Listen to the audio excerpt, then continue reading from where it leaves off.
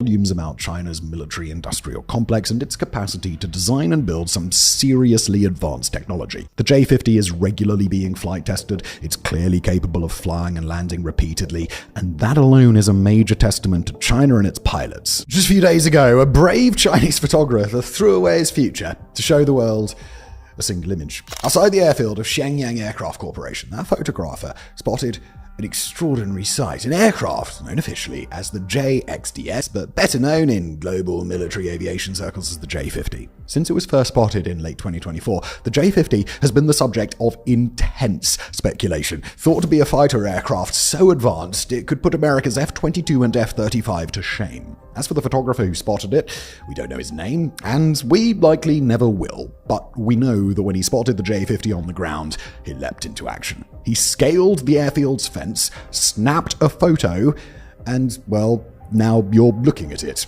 So here's what this single still image can tell us about China's J-50, what it can tell us about Chinese military aviation, and what it can tell us about the nation that's poised to become the next global superpower. Now, before we can analyze this image of China's secretive J-50, we've got to have a word about sourcing. Now, we here at Warfronts, we're not experts on Chinese military aviation, and nor are we experts in distinguishing between these sorts of highly advanced AI-generated images that Chinese state authorities are able to create and the genuine article. We are, however, able to access and benefit from the expertise of people who do specialize in those areas, and according to those experts, via the global press, this image does appear to be genuine. The first person who shared it online, the German but China-based military aviation researcher Andreas Rupprecht, is known to be a reliable source on these matters and also provided context that the image was sourced from a Chinese photographer who was rumored to have been caught climbing the fences at Shenyang Aircraft Corporation. Now, we do, of course, have to provide the caveat that in cases like this, it's good to keep a healthy bit of skepticism. But for the purposes of analysis, we're going to operate today on the assumption that this image is genuine and that it really does depict the JXDS aircraft, to be referred to for the rest of this episode as the J-50. As for the original photographer, we've got no information other than the rumors that he was captured, but we'd expect that if this was indeed an image obtained without the Chinese government's approval, then the rest of that photographer's life is almost certainly going to be quite painful for as long as that life lasts. Now, even though this image is a vastly better look at the J-50 than anything the Western world has seen before, it is not our first inkling that the aircraft exists. Instead, the J-50 was first revealed to the world unofficially in December 2024 when it was depicted in video and still images captured by civilians on the ground in China. At that time, the J-50 was only seen from the underside, depicted in what appeared to be a flight test and tailed by a known Chinese fighter aircraft, the J-16. The J-50 wasn't the only brand new aircraft to appear at that time. Instead, the world was focused on a companion aircraft, a larger, heavier fighter that was unofficially dubbed the J-36 by the Western press. More detailed images of the J-36 have come out since that time, but the J-50 has been far more elusive until today. Neither aircraft has been formally acknowledged by China, and the J-50 has never been pictured or referenced, even in grainy civilian photos, by Chinese state media.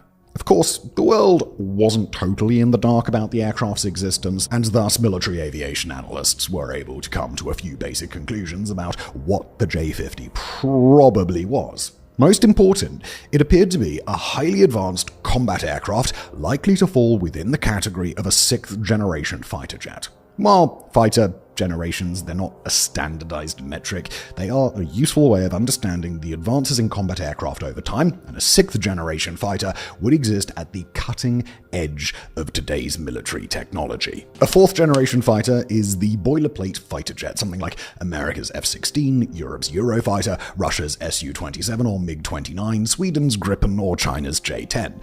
A fifth-generation aircraft incorporates a stealthy design and highly advanced onboard avionics, America's F-22 or F-35, China's J-20 and J-35, arguably Russia's Su-57, and upcoming jets like Turkey's Khan and South Korea's Boramae EX. A sixth-generation fighter, however, that goes a step further. Even better stealth technology, artificial intelligence and data fusion technology, new generation engines, potential directed energy weapons like lasers, and the ability to function at the center of a real-time battlefield command network. Although the United States, multiple European coalitions, and a couple of other nations have 6th-generation aircraft in development, no production-ready 6th-generation fighter has ever been unveiled to global audiences. Although it hasn't yet been confirmed by Chinese media or any publicly acknowledged intelligence, the J-50 is thought to be a 6th-generation fighter, meaning that China's murky test flights of the aircraft took on a whole added level of global relevance. If the J-50 was really all it seemed to be and was flying alongside another 6th-generation aircraft in the larger J-36, then that would put China ahead of Russia, Europe, and even the United States in the global aviation arms race. Okay, so when we turn to these new images of China's J-50, a few features really stand out above all the rest. Most obvious of all, it doesn't have a tail, either in a single-tailed design or with two diagonally slanted tails, as is common among stealthy 5th-generation aircraft in service across the globe. The J-50 features an exceptionally sleek design with no notable features that protrude or interrupt the surface of the aircraft in any meaningful way. It features a cockpit and a distant shape known as a lambda wing instead of the backward-swept or delta wings that you'd expect to find on most fighter aircraft. At the tail, the aircraft features twin engines with an exhaust that's surrounded by finely serrated spiky edges. And on the whole, it looks one part F-22 and one part alien, doesn't it? But although it's fairly straightforward to describe how the aircraft looks, it's much more important to discuss what its appearance means. And for that, we've got to do a bit of a deeper analysis. We'll start at the very nose of the aircraft and work our way back, where first we find the canopy. On the one hand, it's important to note that this aircraft has a canopy at all, meaning that it is a manned aircraft designed to be flown, at least sometimes, by a single human pilot. When it was first spotted, there was some speculation that the J-50 was an unmanned aircraft meant to fly as a loyal wingman drone or as an autonomous combat aircraft. Later images seem to show that it did have a cockpit, but this latest revelation provides all the proof required, assuming, of course, that the image is real. It is also notable just how deeply positioned the canopy is within the aircraft, something reducing visibility in the event of a dogfight, but making it more stealthy, and thus suggesting that it may not be meant for close air-to-air engagements, but instead to launch long-range air-to-air weapons while coordinating a digital battle space. Helping that conclusion along is the lack of a second seat for a co-pilot, something that would, in this context, suggest that the plane might be meant to operate for longer missions, or that it would be expected to perform its battlefield coordination functions while also maneuvering and engaging in dynamic flight.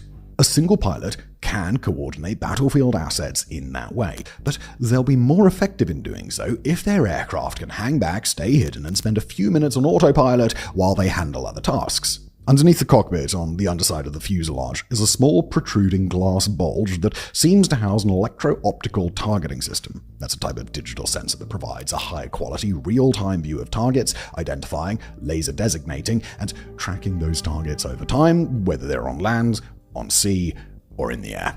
Essentially, it's a situational awareness tool. That's worth noting that most of the time an electro-optical targeting system would need to operate relatively close to its targets in order to track them, suggesting that the J-50 could be meant to come closer to the front line. But there's also the possibility that the J-50's onboard avionics could simply be better, as one might expect from a highly advanced aircraft, or that it could interface with other piloted and unmanned aircraft that have their own onboard sensors. On top of the fuselage, behind the cockpit, we can see other small bulges, although those aren't glass-coated and their purpose is harder to ascertain. According to Tyler Rogoway of the Warzone, they could be home to a distributed aperture system or something similar. There's basically a set of sensors that gives unobstructed infrared vision in a massive sphere around the aircraft, making it able to track incoming missiles, aircraft, and other critical information. Moving rearward, the aircraft features a pair of air intakes of a type that's shaped like trapezoids and referred to as a diverterless supersonic inlet, or DSI. And that's a type of inlet that's quite similar to those used on the American F-35 and several types of other Chinese aircraft, granting a better stealth profile than traditional air-sucking inlets. Behind that, the aircraft seems to feature onboard weapons bays, closed compartments where they can house air-to-air, air-to-ground, or other types of munitions while safely hiding them, and thus the aircraft from radar. Atop the fuselage, the aircraft seems to be equipped with a retractable device known as a Lundberg lens, which can be deployed in order to reflect radar coming from external sources. That feature makes the aircraft less stealthy when it's deployed, not more stealthy. But that's for good reason. When the aircraft is flying in friendly territory, it makes the plane's position easier to spot, meaning that its own country won't risk losing sight of it. Meanwhile, if it's flying in range of another nation's radar, or especially if it's traveling in another nation's airspace, it can deploy that lens in order to both display its position as a non-hostile warplane and obscure the true extent of its stealth technology so that it can't be properly studied. Then there are those unconventional lambda wings and the broader aerodynamic design of the aircraft. Because it lacks a tail, this is a fighter jet that would be highly unstable by default, especially when it's flying slowly or trying to maneuver aggressively. Now, in order to help fix that problem, the aircraft has specialized wingtips that can swivel up and down, providing the aircraft with greater stability when they're angled downward and making it faster and less observable when they're angled in line with the rest of the wing. One element of the aircraft's design that we already knew from prior silhouette photos, but that deserves to be mentioned here, is that it does not feature any canards, the front position winglets that some aircraft have just behind the cockpit. Those are a prominent and controversial part of China's mass-produced fifth-generation fighter, the J-20, and could assist the J-50 with its stability. So it's interesting to note that China chose to forego that in this design. Now, moving all the way to the rear of the aircraft, the J-50's relatively small size combined with twin engines suggest an aircraft with a relatively short range, meant to fly hard and fast, but probably to burn lots of fuel as it does so. It's important to note that this might be the result of China's engine designs, still in need of considerable improvement, and that the long-term plans for the jet might include a switch to a single-engine design when a suitably powered option becomes available. But if not, then twin engines would suggest that in-flight endurance is less of a priority than thrust, and possibly the ability to sustain power to high-energy intensive onboard systems. On the engine exhausts, the J-50 features serrated edges around the exhaust, a stealthy setup that enables two-dimensional thrust vectoring to redirect the thrust of the engines themselves, thus forcing the aircraft into harder maneuvers or assisting with takeoff and landing. That's likely to be an especially useful feature for the J-50, since between its smaller size and the upcoming J-36, and the fact that it's produced by the same design bureau that made the carrier-capable J-35, the J-50 may be slated to eventually serve aboard Chinese carriers. With that tip-to-tail analysis in the books, we can take a step back and get a better look at the J-50 in order to analyze it in several ways at once. Specifically, we're going to see whether it can answer three distinct questions about the J-50 and, in a way, about the Chinese military. What does the J-50 design tell us about its tactical purpose? What does the J-50 tell us about China's air strategy and its future air wars? And what does the J-50 tell us about China's military readiness? Now, tactically speaking, we've already addressed some of the characteristics that would seem to define the J-50, an aircraft meant to operate at a high thrust and high power across relatively short distances while overseeing and controlling battlefield operations without getting into the chaos and confusion of a dogfight. As a highly stealthy single-seater aircraft, it's likely meant to perform at least some operations from beyond visual range, relying on its onboard standoff weapons or a combination of other manned or unmanned aircraft to actually go into hostile airspace. That said, the J-50's lack of a tail and its other highly stealthy features would suggest that it may be designed to fly into enemy territory without being stopped, since it seems to be built in a way that would make it considerably more stealthy when viewed from the side and perhaps even the rear than most fifth-generation alternatives. As a relatively short-range carrier capability would make the J-50 a far more capable asset when it comes to actually projecting China's power abroad, but it would most likely be constrained to battles in areas where airfield or carrier access is relatively secure. That could come during a war against or any of China's neighbors or nearby adversaries, but China's relative lack of air-to-air refueling capability plus its complete lack of stealthy refueling aircraft would suggest that China probably isn't planning to keep the J-50 in the air for longer sustained operations over hostile or disputed airspace. In that regard, the heavier J-36 would probably be a better fit. In fact, the J-50 and the J-36 seem to neatly skirt around each other's capabilities, suggesting a pair of sixth-generation aircraft that are meant to complement each other, both in individual air battles and in China's overall arsenal.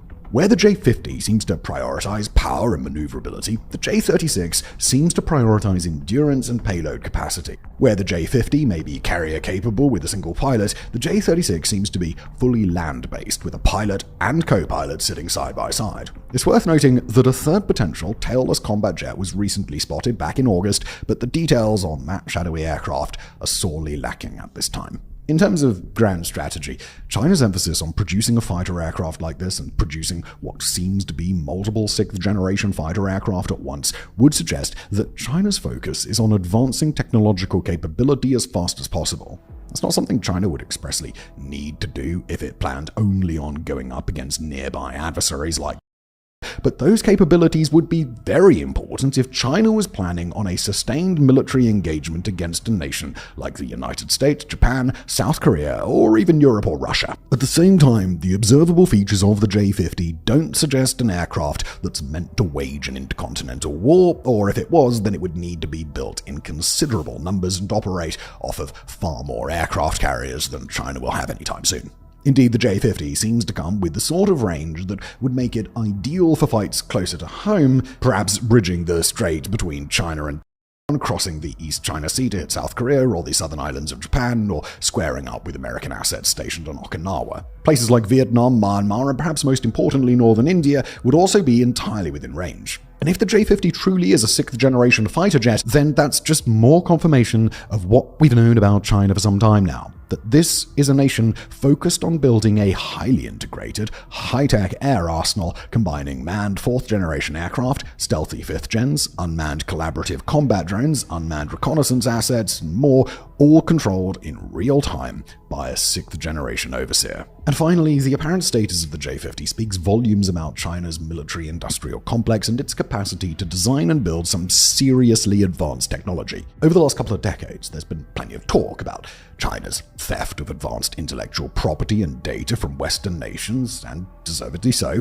but where China got its expertise, it doesn't really matter if China can use that expertise to design aircraft like this. The J-50 is regularly being flight tested, it's clearly capable of flying and landing repeatedly, and that alone is a major testament to China and its pilots. The aircraft appears to be thoughtfully designed, quite functional, and machined to at least a decently high quality, and there was one other feature of the aircraft that we didn't mention. The lack of an onboard air data boom, something that's previously been spotted on China's flying J-50 model. That's a fixture meant to collect important data during testing, and if it's not present on a flyable model, then one of two things is true. Either that boom has been removed from China's single flying prototype, and they've gotten the air data they need, or China has multiple flyable prototypes of this thing, of which this image might depict a more refined version than what China previously had been flying. Once a design like this is ready to go into production, China's military-industrial complex can handle the rest. China's already producing between 100 and 120 copies of its stealthy J-20 aircraft this year, with that rate of production only set to increase, while it also opens up production lines for the J-35. China can build high volumes of advanced stealth fighters, and if and when this design is cleared to go operational, it could start to roll off the production lines in small early batches very quickly. As for how many China could produce, it's difficult to say, and it's not clear when or if China would reveal what the aircraft is truly capable of.